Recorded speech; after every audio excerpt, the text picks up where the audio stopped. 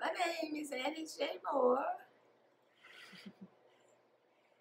and I am a retired custom fashion designer of 20 years. I don't know what else I can say.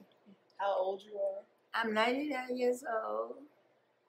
Come September 20th, 2019, I'll be 100 years old. And this 99 years of my existence has been almost like a dream. And I have met some wonderful, beautiful people along life's way. And I have met the most beautiful young lady in the world, Miss Nakaya Turk, who's a God-sent angel to me in my life at this time.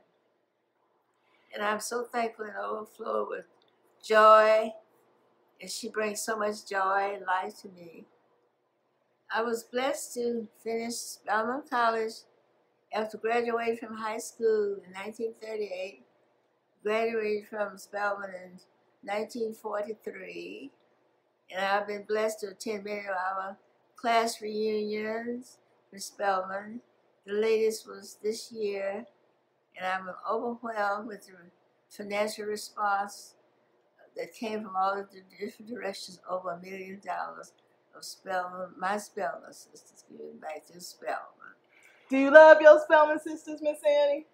Yes, I must do, because I talk about it so much. I'm becoming conscious now that I do this. I didn't realize I was talking about it so much to people. They reminded me, yes, you told me that about so-and-so and so-and-so. And my Spelman sisters, I'm so proud and thankful for them, because in my experience in life with alumni groups, I haven't met a group like Spelman that cares for, actually loves and cares for a sister. Mm-hmm. The sisterhood that we talk about is real with Spelman. And I'm so appreciative of that. And life's experience for me, meeting young people who graduate out of other colleges, I don't encounter that type of relationship among the alumni. And I thank the Lord for Spelman. I think Spelman deserved to have been born and has served well. I chose a difficult field, not realizing all of the difficulties, but I realized the racial barriers and so forth to some extent before getting involved. But it was a fascinating journey, because there was other involved with me in that journey, and together we had like a fashion family, and I was blessed to be able to have a beautiful building and have it designed and fashioned to my liking. And it was a highly convertible building. We could do whatever we wanted to with it. It incorporated the workroom, and it incorporated the display room and our fashion auditorium. So we could do whatever we wanted to in that one facility, one building. And my goal was to always have in apprenticeship another designer that the house would always perpetuate. Yes, ma'am. What was your boutique called? It was a animal couturier. It was a high fashion design house that included a boutique. It wasn't just the boutique itself. Okay. And there were two major services offered: custom fashion design and semi-custom fashion design.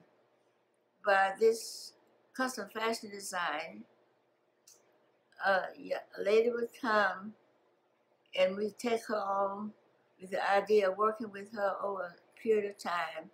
I would have her figure reproduced, so when fittings and so forth, she would have minimum need to come in for fittings because her figure reproduction is already there.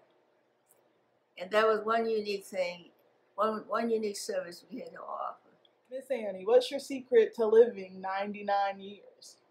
But my darling, I don't think it's a secret as much as it is a blessing. Amen. And that's the only answer I can come up with when I sit down and think. I was blessed to come into to be born into a family that was conscious of your diet, be conscious of bodily exercise for health reasons, and I think that was a major factor because not only was you taught to eat and take care of the body as well as the soul, I saw examples there in my grandmother and mother and aunts and so forth. So I would, whenever my sister and I, we ate according to the way we had been trained, and we tried to take care of our bodies after we grew up and maintain our bodies. And you avoided men. Where you come from, man? I got to take your little head off. I frightened men away because of my career. And I couldn't understand that. Well, because I would know there were women doing things during my time that women had done before. So my career wasn't that unique. And I'm sure those women, that cadre of women got married. Marriage is a serious institution for me, and I took it seriously. In fact, I have been criticized of being too serious a person, too serious-minded. But it was serious for me, and I thought people met and fell in love and got married as a natural process. I didn't feel you had to go out and create the process. I felt like it flowed naturally. And with me, it just didn't happen. Not only me, hundreds of other women like myself during the time that we were living in. We don't seem to factor in that during my time when I was a young woman, I lived through 3 wars. The 3 wars that required the sacrifice of male lives. And among those men were young men that would have possibly made potential great husbands. And there weren't enough men to go around to all of us. Sounds familiar. More of us women, good men to go around to. Miss Annie, what do you wish for young people today?